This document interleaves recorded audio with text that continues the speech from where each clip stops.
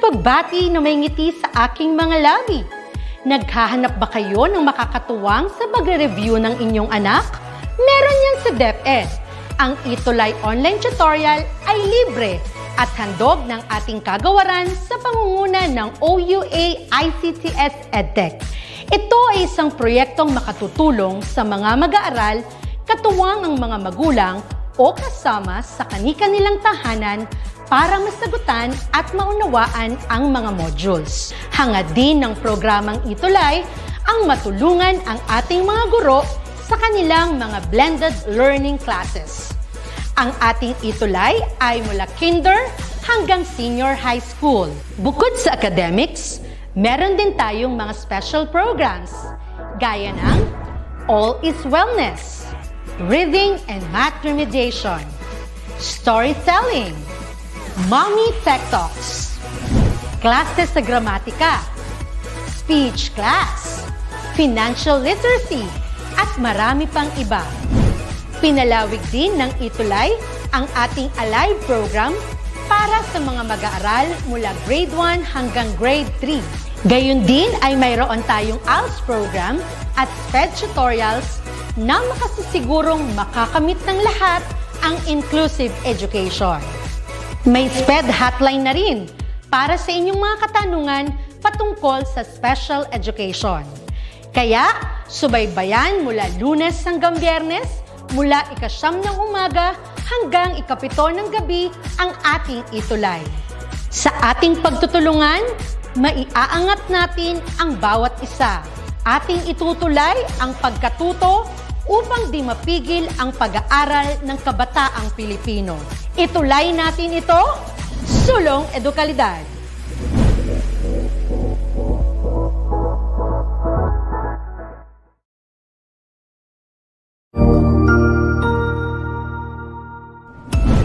Mabuhay! Isang mapagpalang araw sa ating lahat. Ako ang inyong lingkod, Tutor Madge. Welcome sa ating ETUlay, ang ating libreng online tutorial na hatid ng ating kagawaran ng edukasyon, ICTS EdTech. Ang programang ito ay inaasahang makatutulong at maging karagdagang kaalaman sa mga mag-aaral mula kinder hanggang senior high school, ALS, Alive, at SPED learners. Bukod sa pagsagot ng mga modules, ang ETUlay ay may mga special programs din na siguradong aabangan ninyo araw-araw. Katuwang ang ating mga minamahal na mga magulang at guro ay maitutulay natin ang pagkatuto. Kaya, ihanda na ang inyong module, lapis, papel o kwaderno. Ihanda rin ang isip, mata at tenga sa isa na namang makabuluhang aralin. Tayo nang matuto kasama ang inyong volunteer online tutor sa oras na ito.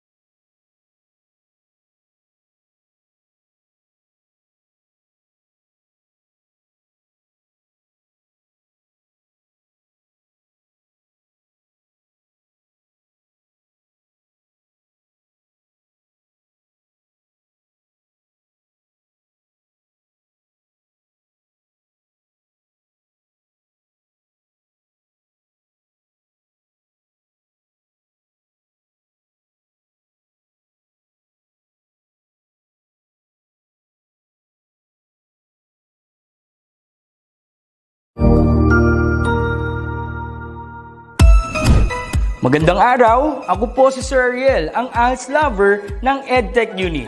Narito po ako para sa isang napakagandang balita at upang magpaalala na ang kinabukasan ay mas gaganda at uunlad kung ang lahat ay patuloy na mag-aaral. Sa edukasyon sa ating bansa, tiyak na walang maiiwanan sa pag-abot ng mga pangarap. Kaya naman ang Department of Education ICTS Educational Technology Unit at Alternative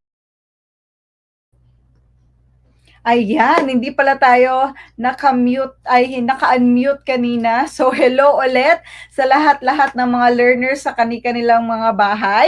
Tuloy-tuloy pa rin ang pagkatuto kahit nasa bahay tayo. And of course, again, shout out sa aking SDO Angeles City at sa aking school, Santo Rosario Elementary School. Hello! Hindi muna natin makakasama si Tutor Xiao and si Tutor March today dahil nagpapagaling pa din si Tutor Xiao and my klase si Tutor Marge. Hello, shout out natin sa comment section si Tutor Xiao and si Tutor Marge, and i-wish natin si Tutor Xiao ng magpagaling siya, wish him well. To get well soon, Tutor Xiao, ilagay natin sa comment section para maging mabilis ang paggaling ni Tutor Xiao. Okay. Again, this is English Storytelling 4 to 6 ETUlay Tales. Welcome everyone! Ayan, hindi na natin papatagalin pa. Let us start with our magical artworks. Again, every week na lang, maraming salamat sa lahat na nagpa-participate at nagsasubmit ng kanilang mga artworks sa ating, nagpo-post sa ating Facebook page, DepEd EducationEducational. And meron tayo. Last week, ang ating magical artwork na pinagawa ay gumawa ng inyong toy or handmade na toy. So, ito yung ginawa ni Aileen Joy Okut. Ang ginawa niya yung sa movie na, ano kasing movie na to? Ayan, si Bruno. Basta nandyan si Bruno. And yung mga kapatid niyang may mga magic, nakalimutan ko. I-comment nyo nga kung ano itong title ng movie na to. Nakalimutan ko na. Basta about family. Magandang ano na to. Magandang movie ito. Okay. Next is, this one is from Cassandrea. Ang ginawa niya ay toy robot. Encanto. Thank you, Aileen. Ayan, Encanto pala. Okay. And this one from Cassandrea, toy robot naman na parang naka-graduate yata kasi parang may graduation cap itong gawa ni Cassandrea. Hello, Cassandrea. Nanonood din si Cassandrea. Sabi niya din, Encanto. Okay. This one is from Adrian Ray. So, feeling pa, hindi lang toy ang ginawa ni Adrian Ray, no? Decoration din ito na pwedeng isabit sa bahay. And may picture pa siya ng process kung paano niya ginawa. Hello, Adrian! Very active yan si Adrian. And of course, from Heavenly Heart. Hello, Heavenly Heart, ang ating mini-me tutor and very active since day one. Gumawa din siya ng toy robot. And from Gerald RV. Ito parang ano ito, toy robot na parang sasakyan siya. Okay. And also, this one is from Martin Angel Dave. Nung sinend niya Martin Angel ito sa akin, may talagang step-by-step na sinend siya na picture kung paano niya ang process ginawa, pero hindi magkakasya kung ilalagay ko lahat. Hello, Martin Angel! Okay.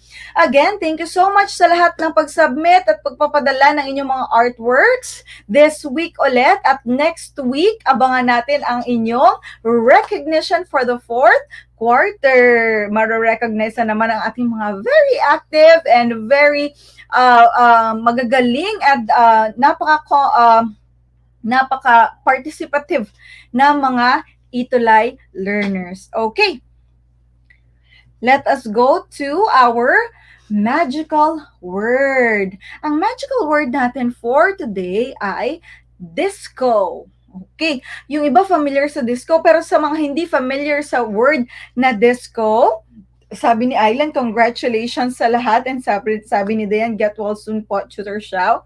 Okay, sa mga hindi familiar sa disco, ito yung club or party at which people dance to recorded pop music. So, ito yung lugar kung saan may sayawan, may music, tapos sasayaw kayo. So, sa word pa lang na disco, exciting na ang ating story for today. Tungkol saan kaya ang kwento natin for today? Sabi ni Francesca, club po. Okay, sa club na sayawan. Okay, let's start our story. Huwag kalimutang mag-heart react and mag-like and mag-share ng ating ETUlay episode for today para mas marami pang makapakinig sa ating story. Okay, let's start. Our story for today is entitled Part of the Party. It is a Twinkle original from twinkle.com. Okay, let's start. Carrie Koala loves to dance. She enjoys dancing to all different kinds of music, but her favorite thing in the world is dancing to rock and roll with her two daddies. One Saturday morning, as Dad was playing air guitar, Carrie was surprised to see that the delivery bird had brought a special leaflet. Carrie ran inside, excited to tell her dads that there was going to be a disco in town. Carrie's smile faded as she read the words out loud. Mayor Emu of Sunny Springs invites you to a mommy and daughter disco to celebrate the love between mummies and daughters. Bring your mommy along for a boogie and show them how much you care. But I don't have a mommy in the family, she said. Does that mean I can't go? I'm sure Mayor Emma wouldn't want you to miss the disco, said Daddy kindly. Why don't you go and ask Katie what she's going to do? I bet she will want to take her grandma. Carrie went next door to see her best friend, Katie Kangaroo. Katie lived with her grandma and loved to dance as much as Carrie did. I definitely want to go, said Katie excitedly. My gran has some amazing dance moves. It shouldn't matter that she's not my mom. At school, Carrie and Katie asked if anyone else was going to the disco. Carla Crocodile started to cry. My mommy will be at work, she sniffed. What if your big sister could take you? Suggested Carrie. But the leaflet says it's for mummies, said Carla, and she walked away sadly. That night, Carrie went to her room feeling cross that the disco leaflet had made her, Katie and Carla, feel so unwelcome. She wondered if anyone else would be feeling the same. The next day, she decided to call a meeting for anyone who was also feeling left out. She spread the word and then waited by the lake for them to turn up. Slowly, Carrie's friends started to arrive. She was amazed at how many of them had come along. They were all upset about the disco too. The Platypus twins, Pablo and Paula, just loved discos and they wanted to take their mommy dancing together. It's not fair that it's only for daughters, Pablo said. What about everyone else? Yeah, what about us? Said Eric, Echidna, and Levy Lizard. Wanda Wombat was looked after by her dad and didn't have a mom. She wanted to take her dad to the disco to celebrate their happy little family. Deborah Dingo was confused about whether she would be allowed to bring both of her mummies. I can't choose one, she said anxiously. I love them both so much. Keely Kookaburra had been adopted by a family of galas and lived with her mom, dad, two grannies, grandpa, four aunties, 5 uncles, and 12 cousins. But everyone in my family loves and helps me. I want to bring them all, she said. Carrie went home feeling determined to make sure that all of her friends and her families could be part of the party. She told Dad what happened at the meeting. Why don't you write a letter to the mayor? So Carrie sat down and wrote a letter telling the mayor about all of the different families who would not be included at his disco. She posted the letter and waited. A few days later, an envelope arrived addressed to Carrie. It had the official stamp of the mayor's office. Carrie felt very nervous, but with Dad and Daddy by her side, she opened the letter. Dear Carrie, thank you so much for your lovely letter. I am very sorry that I made you feel unwanted at the disco. I'm sorry, I had made you feel unwelcome at the disco. I wanted to celebrate all the wonderful mummies and the care they give. But I realize now that it is not just mummies who love and help us. I want everyone to feel they can come and celebrate the love in their family, whatever that looks like. I am thrilled that so many of your friends would like to come to the disco. I would be very grateful if you would help me to deliver the new leaflets that I have designed. Thank you for helping to make the disco a true celebration of love. I look forward to seeing you here. Yours sincerely, Mayor Emo. Carrie handed out the leaflets to all of her friends, and the leaflet says, Mayor Emu of Sunny Springs invites you to a family disco to celebrate love. Bring your whole family along for a boogie to show them how much you care. Dad and Daddy felt proud of their kind and thoughtful little koala. All that was left to do was choose which disco outfits to wear and for Carrie, Dad, and Daddy to practice their dance moves. That night, the town was lit up with disco lights and the sound of party music floated through the air. Carrie looked at Dad and Daddy with a smile. This is the best disco ever, she said. And the best part of all is having you both here to share it with me. And there you go. Did you enjoy our story? Mag-drop nga kayo ng heart sa ating comment section. And of course, i-share pa natin and mag-like sa ating episode, ETUlay episode for today. Kung nag-enjoy at nagustuhan ninyo ang ating story for today. Of course, it is all about different families. Okay. Ang daming heart na binigay ni Martin Angel. Thank you so much, Martin Angel. Hello. Yes po, sabi ni Francesca Sanquianco and Daniel Brandt San Diego. May mga bago akong pangalan na mga nababasa. Hello sa inyo. Shania Venice, Cassandra Bravo. Thank you so much.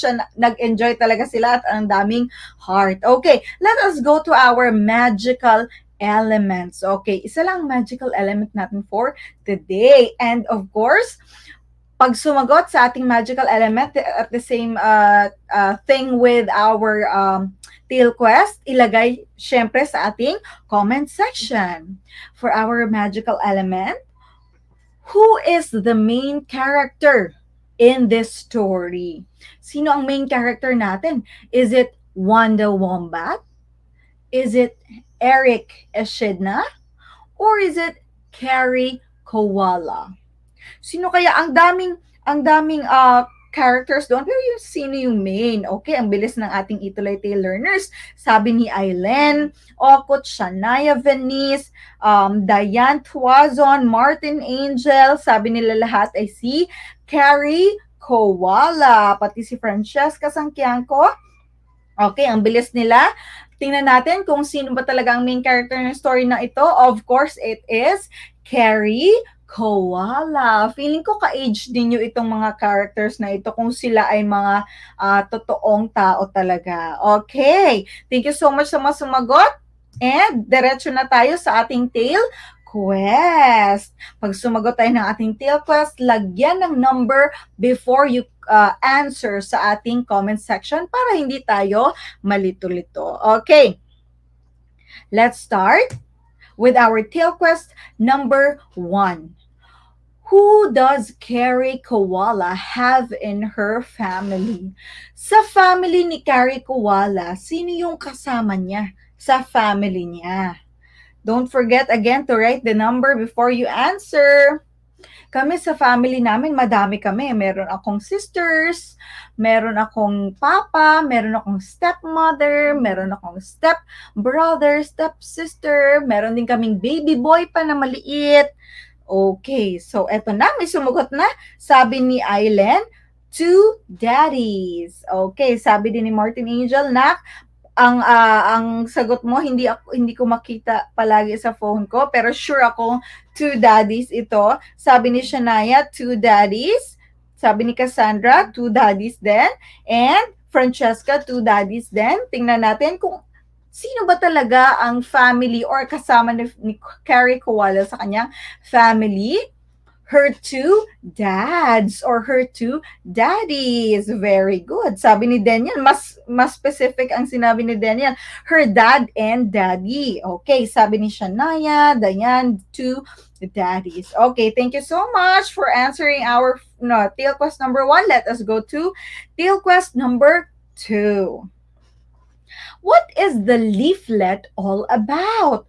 Tungkol saan yung leaflet na natanggap ng ating ni Carrie Koala at ng iba pa niyang mga friends doon sa town nila? Siyempre, yung leaflet galing kay Mayor Emu, di ba? So, tungkol saan kaya yung leaflet na yon? When we say leaflet, parang flyer siya na merong announcement. So, ano kaya yung laman or information na nakalagay doon sa leaflet na yon na masaya sana, kaya lang meron lang nagkaroon ng konting problema sila Carrie at ang kanyang mga friends doon sa leaflet. Okay. Just type number 2 and comment sa ating comment section. Okay, sabi ni Dayan Tuazan, about disco. Sabi ni Cassandra, disco. Martin Angel, disco. Sabi ni Shania, disco. Okay. Martin Angel, hello. Dayan Tuazon, about disco. Okay. Tingnan natin kung tungkol saan ba talaga ang leaflet na yon. Mommy and daughter disco, or in general about disco talaga. Yan, very good ang ating mga ETUlay Tale learners, talagang nakikinig sa ating story. So, meron naging problema dyan sa mother and daughter disco. Mamaya malalaman natin. Okay. Let us go to, sumasagot pa rin sila Shania, sila Daniel Brent, about disco, Cassandra. Okay, let's go to tale quest number 3. Why does Carrie think that she can't go to the disco? Bakit naisip ni Carrie na, baka hindi ako pwedeng pumunta dito? The same thing with her friends na iba. Bakit nagka-problema sila? Specifically kay Carrie muna. Bakit naisip ni Carrie na hindi siya pwedeng pumunta sa disco na in-announce ni Mayor Emu? Okay, ang bilis ni Aileen. Sabi ni Aileen, she don't have a mom. Sabi naman ni Shania, she doesn't have a mom. The same thing, sabi ni Francesca, because she have 2 dads. Sabi ni Martin Angel, cause she have 2 dads and siguro no mom ito because naputol. Anak, Martin Angel, nababasa ko ang comment mo. Shania, she doesn't have a mom. And okay, let's see. Bakit nga ba naisip ni Carrie na hindi siya pwedeng pumunta sa disco? Carrie thinks she can't go to the disco because she doesn't have a mommy or a mom. Kasi 'di ba, yung nakalagay doon sa leaflet, mommy and daughter disco, mother and daughter disco. So naisip ni Carrie, hala, wala akong mother, puro lang dads. Baka hindi ako pwede dito. So very good. Thank you so much for answering, ating mga ETUlay Tale learners. Let us go to our Tale Quest number 4. What does Carrie and her friends feel about the announcement for the disco? So si Carrie, di ba sabi niya, ay, wala akong mommy. Para sa mother-daughter lang yun eh. So, anong naramdaman ni Carrie? At the same time, sa mga friends niya, anong naramdaman ng ibang friends niya? May friends siya na walang mommy, grandma lang. May friends siya na dalawa ang mommy. O na hindi sila makapili. May friends naman sila na may friends naman siya na hindi sila daughter, lalaki sila, so son sila. Nakalagay doon, mommy and daughter. May friends naman siya na sobrang dami ng family. May 5 uncle, may mga ilang tito, may 2 grandparents. So, hindi nila alam, nako-confuse na sila. So, anong naramdaman nila? Okay, sabi ni Shania. Okay, sabi ni Martin Angel, sad. Sabi ni Cassandra, sad din. Shania, Aileen Okot, Shania Venice, Francesca, Martin Angel, Diane. Sabi nila, Carrie and her friends felt sad. Tingnan natin kung nasad nga ba talaga ang ating si Carrie and ang kanyang friends. Ang naramdaman nila ay, they feel left out and unwelcome to the disco. So, na-feel nila na parang na left out sila and hindi sila welcome sa disco. Paano ba yan? Hindi tayo pwedeng pumunta kasi wala tayong mama. Paano ba yan? Hindi tayo pwedeng pumunta dahil daddy lang yung meron tayo, grandparents lang, or hindi naman tayo daughter, so hindi tayo pwedeng pumunta doon kasi mommy and daughter. So, syempre, pag gano'n na, masasad ka na din. Pag if you feel left out and unwelcome, masasad ka na din, hindi ba? They feel sad. Okay.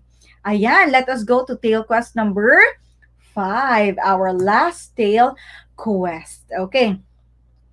How did Carrie and her dad solved the problem? Paano na-solve ni Carrie and ng dad niya ang problema? Hindi ba nagpa-meeting si Carrie sa kanyang mga friends? Kasi naiisip ni Carrie, ako lang ba ang nakakaramdam ng ganito na nali-left out at hindi ako welcome sa disco ni Mayor Emo? So nagpa-meeting siya. Di ba kinabahan pa siya? Baka walang pumunta. Pero nakita niya, ang daming pumunta sa meeting niya.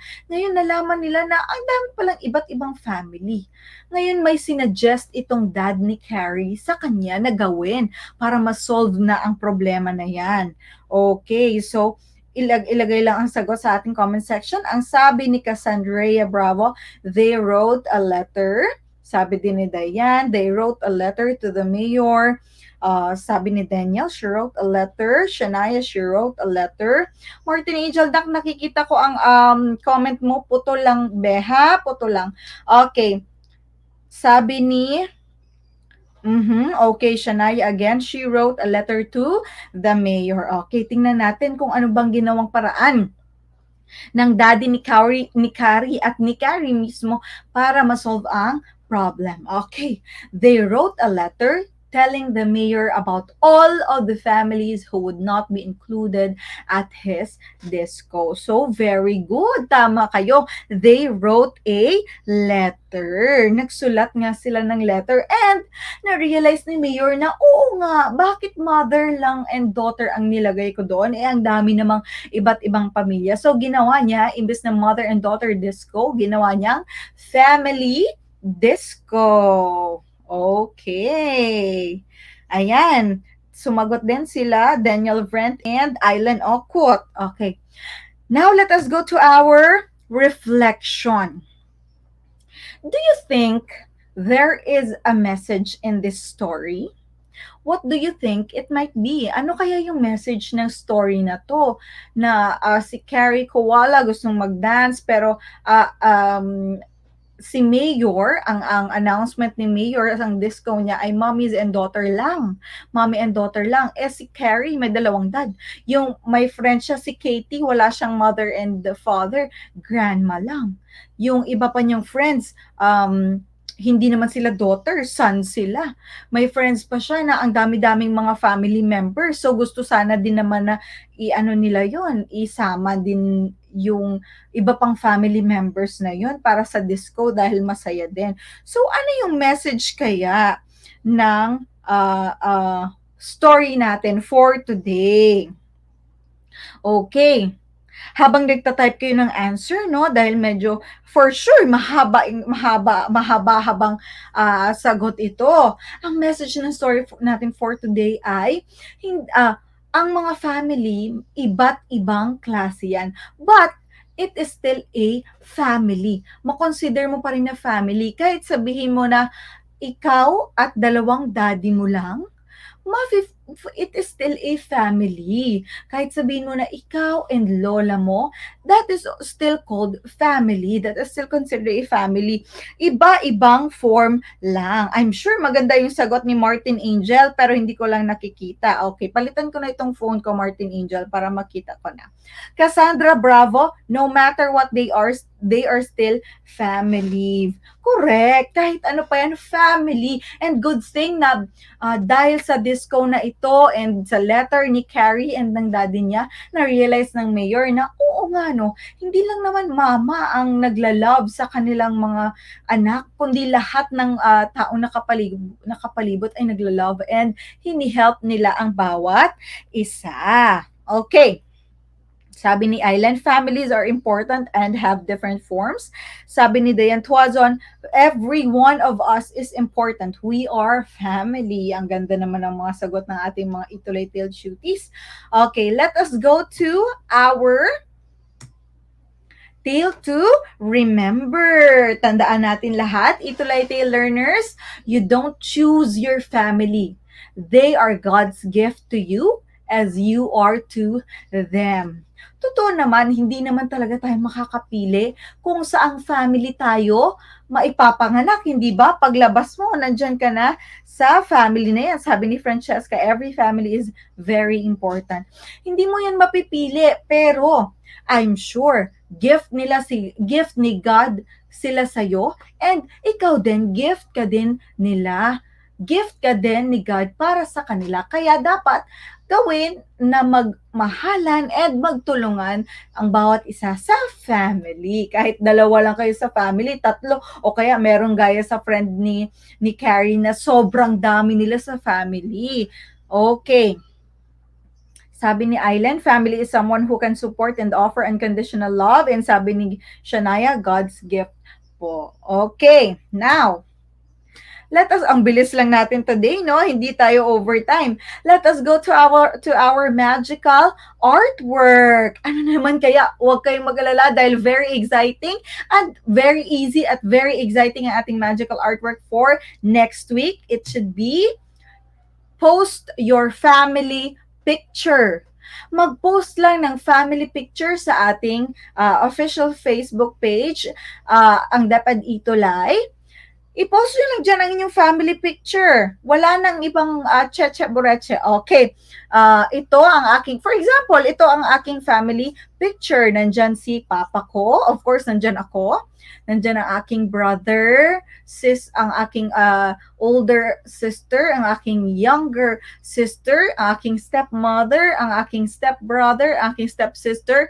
Pero yung may kulang dito sa family picture namin, yung aming baby boy. Pero, kasi matagal na itong picture, pero the next time, i-add natin sa family picture ang baby boy. Okay, may message pa. Francesca, mahalin natin sila kasi po pinaghirapan nila tayo itaguyod. Wow! Sabi ni Shania, family is the one that always there for you. Correct. Nandyan lagi ang family sa tabi natin. Sila ang laging mapupuntahan natin kapag kailangan natin ng tulong. Okay. Again, for our magical artwork, screenshot nyo na ito para matandaan and makapag-post kayo ng inyong family picture next week. Huwag kalimutan, lagyan ng hashtag kapag nag-post, hashtag ETUlay Tales, hashtag ETUlay Level Up, hashtag ETUlay Ang Saya, hashtag TutorKak, hashtag TutorShow, and hashtag Tutor March. Ayan, again, thank you so much for always tuning in sa ating ETUlay episodes, ETUlay online episodes, and magkita-kita ulit tayo next week para sa ating recognition. And that's it. Makakain na ako, sabi ni Francesca. Thank you so much po. Thank you, Tutor Ka. Goodbye po. And the adventure never stops. See you again next week for more exciting stories and magical quests. We are telling you that here in ETUlay Tales, we will conquer every quest and win every battle. See you again next week. Don't forget to join, like, follow, and subscribe our official YouTube channel, Facebook group, and Facebook page, DepEd ETUlay. If like na, mag-join na and mag-follow. And see you next week, Shania. Thank you so much. Don't forget our PM session, mga Filipino tutors. Wag natin silang iwanan. Mag-join pa rin tayo and mag-participate. Again, thank you so much. Goodbye. Happy lunch, everyone.